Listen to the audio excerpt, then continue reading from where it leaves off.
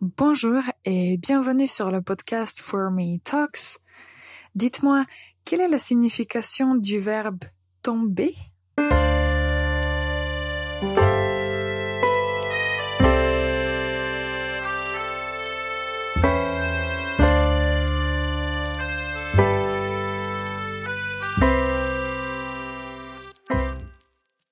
Bonjour et bienvenue pour ce nouvel épisode du podcast For Me Talks, le podcast 100% en français dédié à toutes les personnes qui veulent apprendre et améliorer leurs connaissances de la langue française. Certains d'entre vous me connaissent déjà, je m'appelle Ivana, je suis prof de français et je vais vous aider à vous améliorer en français. Alors, une petite chose avant de commencer le sujet dont on va parler aujourd'hui. En ce moment, il y a les inscriptions pour les ateliers de conversation For Me Conversations. Nous avons déjà eu 2 ateliers. Il y avait des personnes des différents bouts du monde.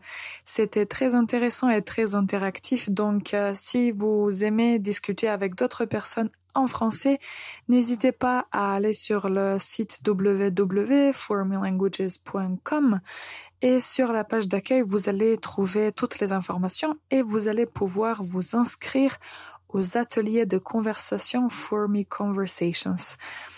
Alors, ça c'était à propos de l'atelier. Maintenant, la faute de la semaine. Alors, écoutez la phrase. J'ai tombé dans l'escalier. J'ai tombé dans l'escalier. Alors, cette phrase est incorrecte parce que le verbe tomber est considéré comme un verbe de mouvement et avec le verbe de mouvement, on doit utiliser le verbe être comme auxiliaire au passé composé. Donc, au lieu de dire j'ai tombé, nous allons dire je suis tombé dans l'escalier. Je suis tombé dans l'escalier. Alors, vous l'avez peut-être deviné, aujourd'hui, nous allons parler du verbe tomber. Alors, c'est un verbe assez intéressant et quand j'ai préparé cet épisode, je me suis rendu compte qu'il y a pas mal d'expressions avec le verbe tomber. Je vais vous en donner quelques-unes aujourd'hui que vous pouvez utiliser au quotidien. Alors, tout d'abord, brièvement, à propos du verbe tomber, comme ce verbe se termine par ER, donc T-O-M-B-E-R, il s'agit d'un verbe du premier groupe, donc la conjugaison est tout à fait régulière. Il faut juste faire attention, quand vous conjuguez ce verbe au passé composé ou bien au plus que parfait, il faut utiliser être comme auxiliaire.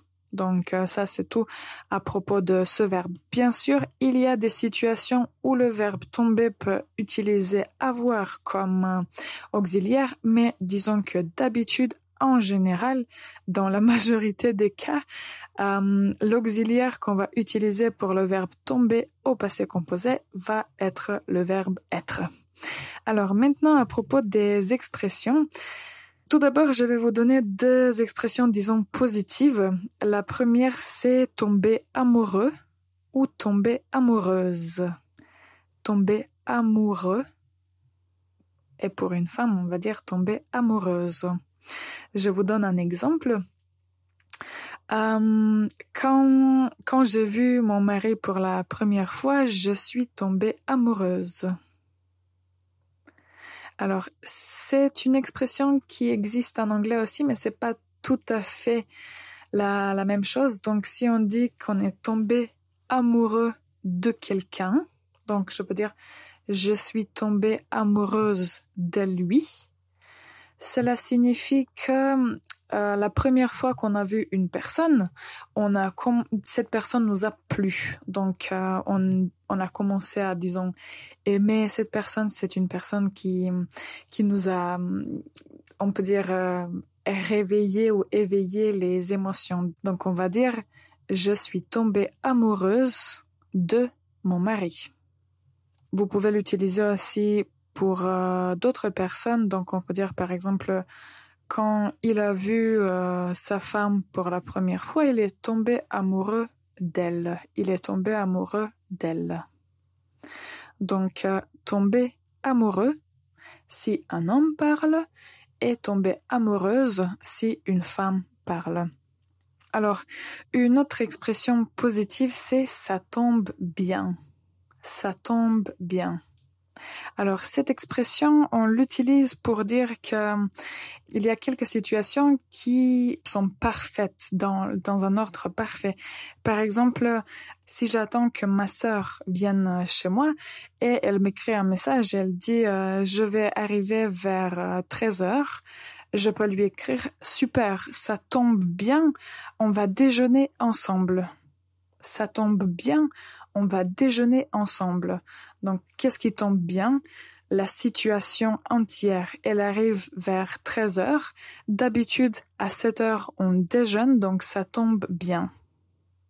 Alors, tomber amoureux ou amoureuse de quelqu'un, de l'autre côté, ça tombe bien. Deux expressions positives. Nous allons maintenant faire une toute petite pause et je vous donne d'autres expressions avec le verbe tomber. Ready to take your French to the next level? There's nothing better than one-on-one classes with one of our top French teachers.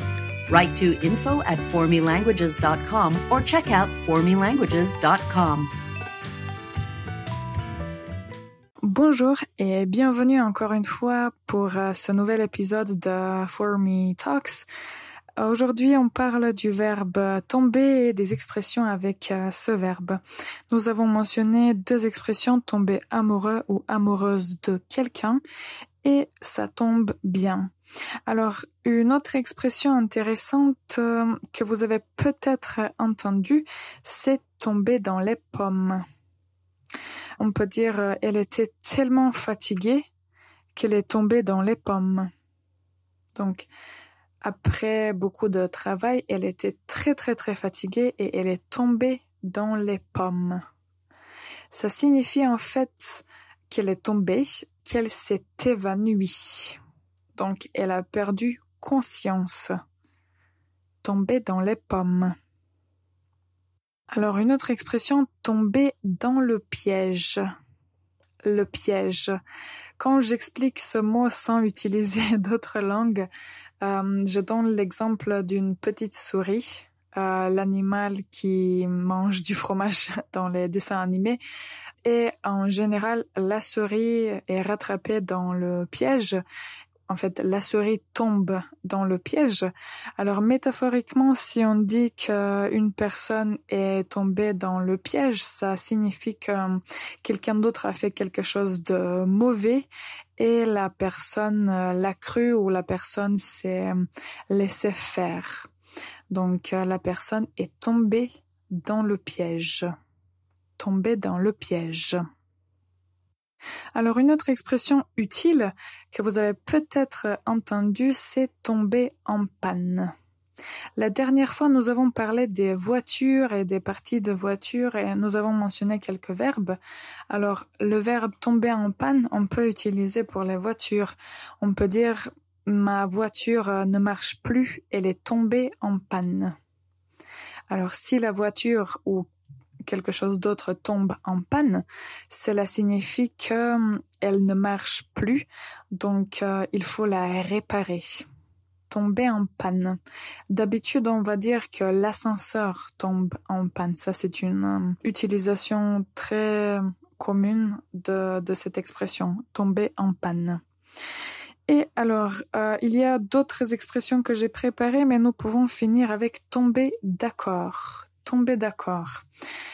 Si je dois fixer un rendez-vous avec une personne et au final on choisit une heure qui convient à cette personne et qui me convient aussi, on peut dire que nous sommes tombés d'accord. Donc nous sommes tombés d'accord, ça veut dire que nous avons trouvé un compromis, disons, et nous avons fixé un rendez-vous qui convient à toutes les deux personnes, en fait, à moi et à cette autre personne.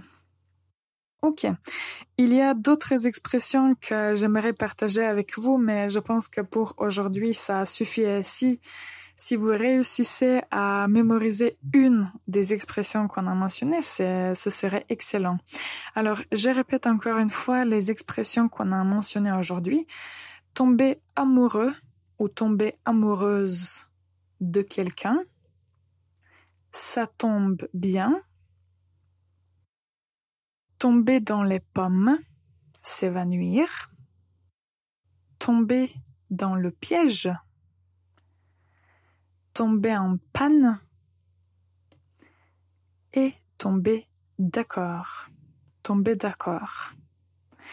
Alors, j'espère que avec cet épisode, vous avez au moins mémoriser une expression avec le verbe tomber. S'il y a d'autres expressions avec ce verbe que vous connaissez ou peut-être que vous utilisez régulièrement, n'hésitez pas à les partager avec nous et avec d'autres auditeurs. En tout cas, merci beaucoup d'avoir écouté cet épisode jusqu'à la fin. Je vous souhaite une excellente journée et on se retrouve très bientôt dans notre prochain épisode.